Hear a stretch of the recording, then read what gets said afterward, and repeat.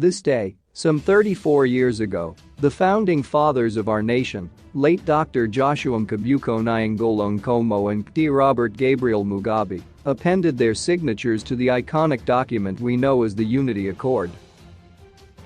This momentous event of 22 December 1987 extinguished fires of conflict which threatened our nation, thus laying a strong foundation for the durable peace and unity we enjoy to this day.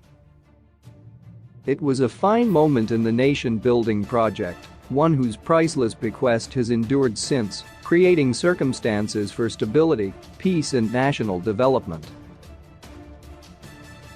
On this day we thus stand back and reflect on the development which turned the fortunes of our nation, indeed which spared our nation the hurtful misunderstandings interposed, threatening peace and stability in those delicate early years of our independence.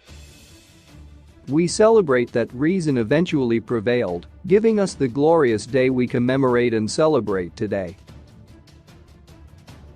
The key lesson from this preceding era of internal conflict should never be lost to us.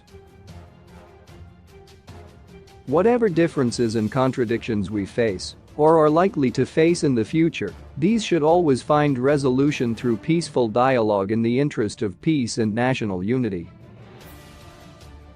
Nothing beats sitting down as one people to iron out any differences that exist or might arise. Peace in our nation remains the foremost prize for which no price is too big to pay, no cause or ego too big to bend. We are one indivisible people, circumscribed by this our one nation, built on this the only geopolitical space we can ever have as Zimbabweans. As I address you, efforts continue to be deployed to build on that precious legacy of peace and national unity which the Unity Accord bequeathed us. I have made it a personal mission to engage our citizens and our communities in the conflict zones of that unfortunate time of early independence. We have to boldly confront and tackle the aftermath of that era, heal wounds it left in its wake, and where possible, assuage persistent difficulties and challenges traceable to it.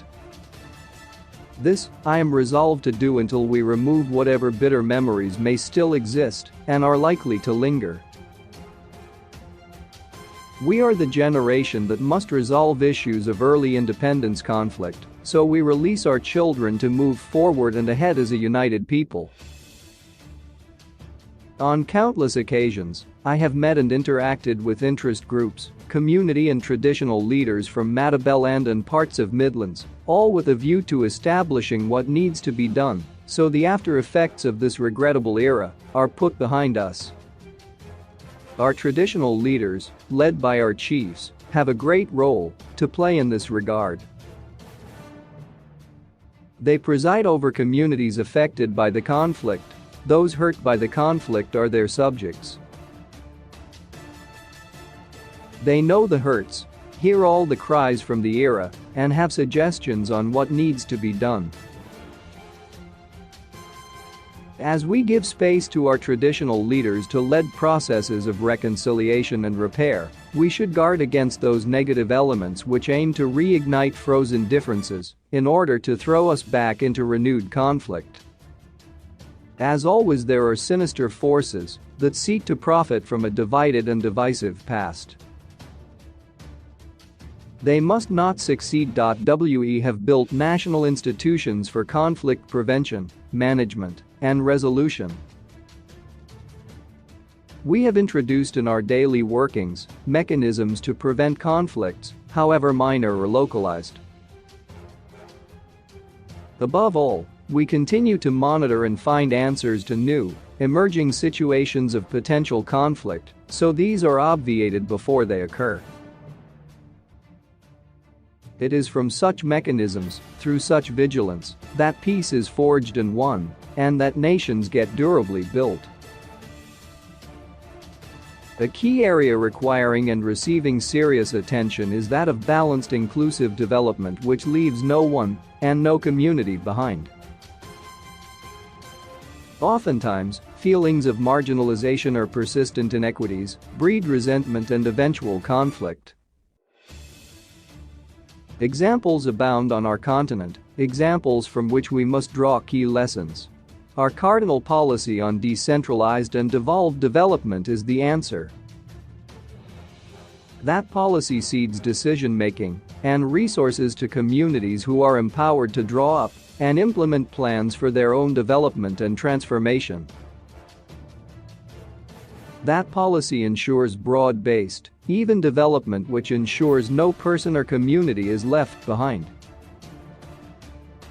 Through it, we address imbalances of history, both colonial and post-independent. Through it, we return agency for development to individuals and communities. Indeed, through that far-reaching policy, we spread the benefits of growth and development evenly, thus avoiding the bane of a predatory state at the center, vastly removed from the aspirations of individuals and communities. We have started witnessing the benefits of devolution. Across the length and breadth of our nation, there is hardly any community in which some development activity is not taking place. Roads are being built, dams are being constructed, and, lately, signature projects for rural industrialization and development are being rolled out.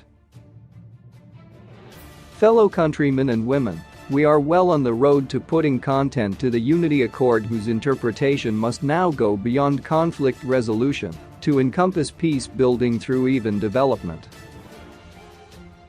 The Unity Accord of 1987 today stands out as an accord enabling spatially balanced, inclusive, community-driven development. It is never an accord or concept frozen in time or history. Rather, it is a dynamic that interacts with time and circumstances as our nation evolves along its chosen trajectory. Even though the signatories to the Unity Accord were two sister liberation movements, the threat and menace which that accord cured and resolved was a national one. Equally, the benefits accruing from it remain national in character. Those two considerations alone make the Unity Accord larger than the two signatories, catapulting it into the coveted status of a national gain, resource, and heritage. This, in effect, means the Unity Accord is our asset together as Zimbabweans. There should never be barriers of politics, color, creed, language, region or tribe standing between us and its collective ownership. Illustratively, all political formations in the country confirm it, one way or the other, through their structures and leadership choices. That makes the Unity Accord a common possession, indeed a timeless guiding ethos. Our nation stands by it, or perishes for want of it. Lately, we have witnessed an upsurge in gun-related crimes. There is a clear upsurge in the abuse of firearms, including violent armed robberies. The government now treats this as a grave threat to personal and national security. Decisive measures have now become necessary to put an end to this growing menace that threatens our otherwise peaceful, law-abiding nation and citizenry. Those who dabble in arms will soon fall by the sword. Let them be warned. As we celebrate this milestone Unity Accord, I want to remind us all that we still face the threat of the global COVID-19 pandemic. We must act responsibly, always bearing in mind we are each other's keepers. Only when we all heed those precautions, getting vaccinated, masking up, observing social distance, adhering to hygienic standards, and getting tested regularly and treated when affected, do we then ensure our collective safety as a nation. This is especially important as we break for the festive period. As I conclude, I once again pay tribute to the two great men and two liberation movements which gave us peace and national unity.